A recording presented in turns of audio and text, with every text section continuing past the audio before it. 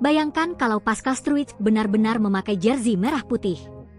Dean Zandbergen resmi menyusul, lalu Laurin Ulrich ikut bergabung. Kalau semua ini terjadi, apakah Indonesia akan memiliki skuad terbaik sepanjang sejarah? Dan yang lebih mengejutkan lagi, ternyata FIFA Asian Cup bulan depan bisa menjadi panggung pertama Garuda dengan kekuatan penuh. Ada apa sebenarnya di balik pergerakan besar PSSI ini? Simak sampai akhir, karena ada kabar yang membuat lawan-lawan Indonesia mulai waspada. Sebelum kita mulai, saya ingin tantang kalian semua. Tulis di kolom komentar satu kata saja, juara, kalau kalian yakin timnas Indonesia mampu mengangkat trofi FIFA Asian Cup.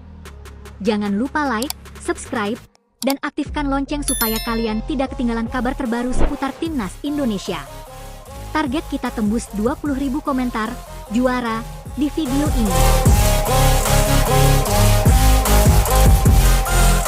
Teman-teman, beberapa hari terakhir perhatian pecinta sepak bola Indonesia kembali tertuju kepada program naturalisasi PSSI.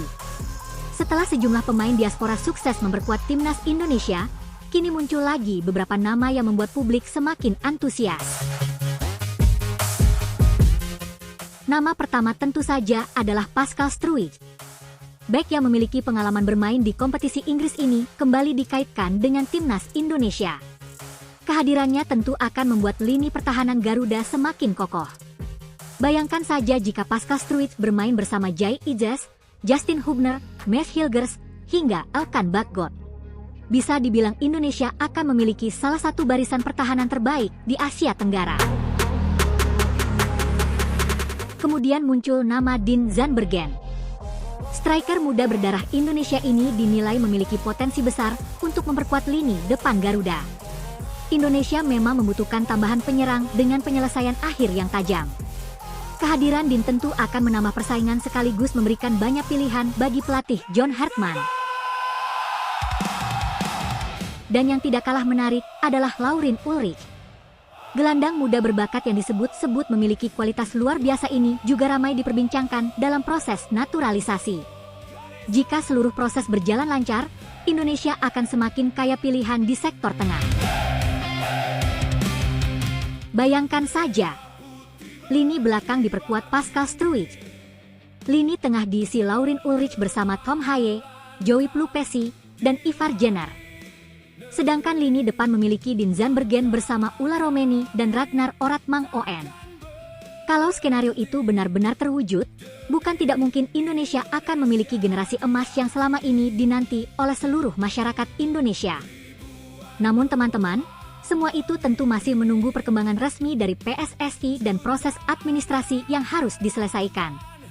Karena itu kita perlu menunggu pengumuman resmi sebelum memastikan siapa saja yang benar-benar akan bergabung. Nah sekarang kita tinggalkan dulu pembahasan naturalisasi tersebut. Karena ada kabar yang menurut saya jauh lebih menarik. Kegagalan Indonesia di Piala AFF memang masih menyisakan rasa kecewa. Banyak supporter belum bisa melupakan bagaimana Garuda harus terhenti di fase grup setelah kalah dari Vietnam dan bermain imbang melawan Singapura. Tetapi justru dari kegagalan itulah Indonesia kini memiliki kesempatan untuk bangkit. Mengapa?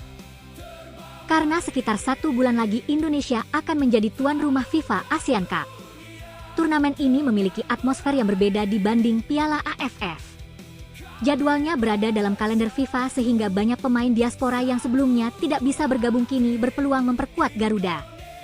Inilah yang membuat optimisme supporter kembali meningkat.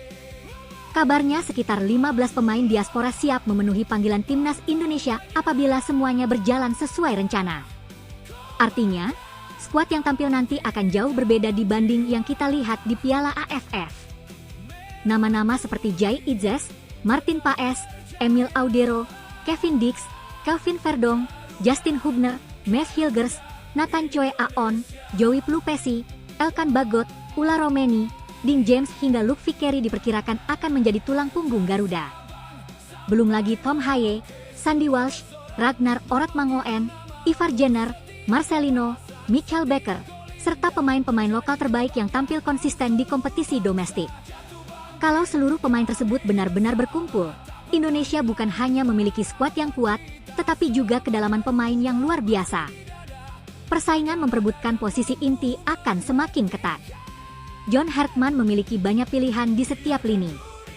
Mulai dari penjaga gawang, bek, gelandang hingga penyerang. Inilah yang selama ini menjadi impian para pendukung timnas Indonesia.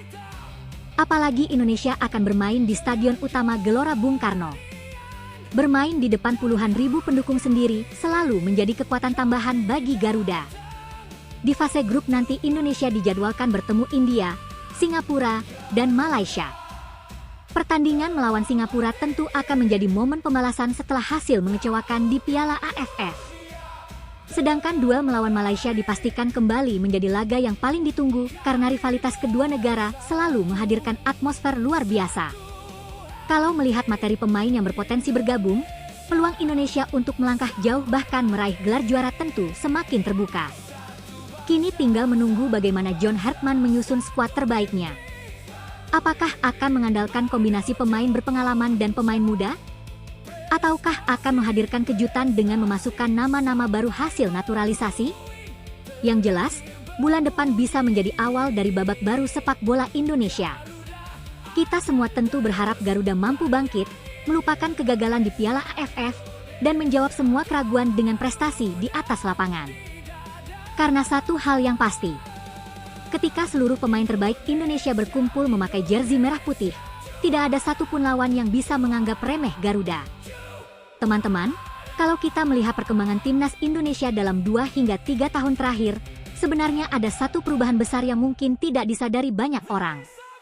Dahulu Indonesia selalu bergantung pada 1 atau 2 pemain bintang. Ketika pemain itu tampil buruk atau mengalami cedera, otomatis permainan tim ikut menurun. Namun sekarang situasinya berbeda. Indonesia mulai memiliki kedalaman skuad yang jauh lebih baik. Bahkan di setiap posisi kini terdapat 2 hingga 3 pemain yang kualitasnya tidak berbeda jauh. Hal seperti inilah yang dimiliki negara-negara besar. Lihat saja posisi bek tengah. Kalau Jai Idzas tidak bermain, masih ada Justin Hubner. Kalau Justin Hubner berhalangan, masih ada Mes Hilgers. Masih ada Elkan Bagot. Masih ada Rizky Ridho. Dan jika nanti Pascal Struijk benar-benar bergabung, maka persaingan akan semakin luar biasa. Artinya, tidak ada lagi istilah Indonesia kehilangan kualitas hanya karena satu pemain tidak tampil. Hal yang sama juga terjadi di lini tengah. Selama ini kita mengenal Tom Haye sebagai otak permainan Garuda.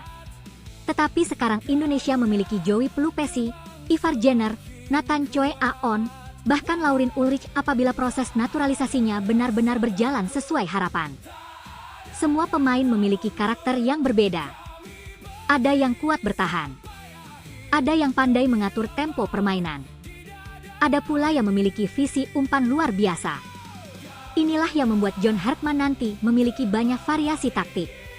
Bahkan bukan tidak mungkin Indonesia bisa bermain dengan beberapa formasi berbeda dalam satu turnamen.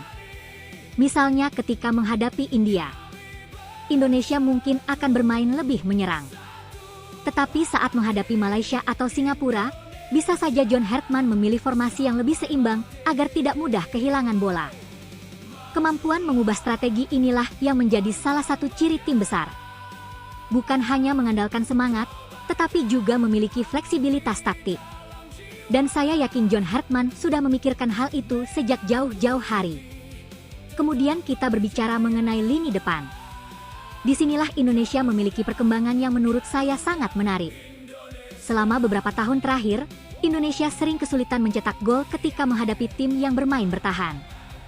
Banyak peluang tercipta tetapi penyelesaian akhirnya kurang maksimal. Namun sekarang pilihan pemain depan semakin banyak. Ada Ula Romeni. Ada Ragnar Oratmang ON. Masih ada Rafael Struijk. Ada Marcelino yang mampu bermain sebagai gelandang serang maupun penyerang bayangan. Kemudian muncul nama Dean Zandbergen yang terus dikaitkan dengan timnas Indonesia. Kalau benar nanti Dean bergabung, maka persaingan menjadi striker utama akan semakin menarik. Tidak ada lagi pemain yang merasa posisinya aman. Semua harus bekerja keras. Semua harus menunjukkan performa terbaik. Dan itu justru sangat menguntungkan bagi timnas Indonesia. Karena semakin ketat persaingan di dalam skuad, maka kualitas permainan tim juga akan meningkat. Teman-teman, ada satu keuntungan besar yang dimiliki Indonesia dibanding beberapa negara Asia Tenggara lainnya, yaitu usia para pemain. Mayoritas pemain diaspora yang sekarang memperkuat timnas Indonesia masih berada pada usia emas. Mereka masih bisa bermain bersama selama beberapa tahun ke depan. Artinya, bukan hanya FIFA ASEAN Cup yang menjadi target. Masih ada kualifikasi Piala Dunia.